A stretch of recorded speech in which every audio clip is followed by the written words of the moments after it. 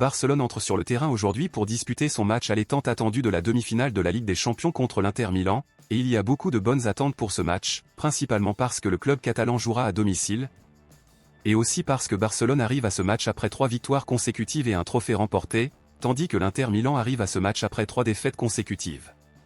Eh bien, la convocation officielle de Barcelone a déjà été publiée, et comme nous l'imaginions, ni Lewandowski ni Baldé n'ont été convoqués, malheureusement, mais les deux joueurs devraient être disponibles pour le match retour la semaine prochaine.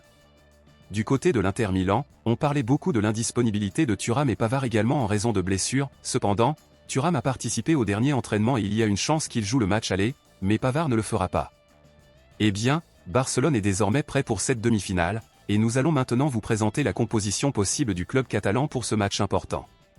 Il faut d'abord parler du poste de gardien de but, où Ter Stegen est déjà pleinement prêt à jouer à nouveau, cependant, au cours des dernières heures, Hansi Flick a confirmé que Szczęsny sera le gardien titulaire dans les matchs les plus importants, mais que Ter Stegen apparaîtra dans certains matchs de Liga cette saison. Avec cela, nous aurons Szczęsny dans les buts, et avec lui nous aurons les défenseurs Pau Cubarsí et Inigo Martinez qui protégeront la défense. Pour les arrières latéraux, il y a de fortes chances que Flick utilise à nouveau Gérard Martin dans l'équipe première, nous aurons donc Gérard Martin au poste d'arrière gauche et Jules Koundé au poste d'arrière droit. Pour le milieu de terrain, Hansi Flick a l'intention d'utiliser ses milieux de terrain préférés, à savoir Pedri, Frenkie de Jong et, en tant que milieu offensif, Dani Olmo.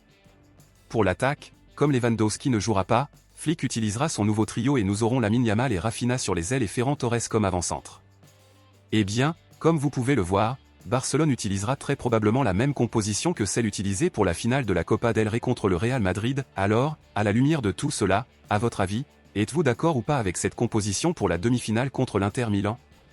Apportez-vous des changements? Dites-le moi ici et je lirai votre commentaire. À bientôt dans la prochaine vidéo.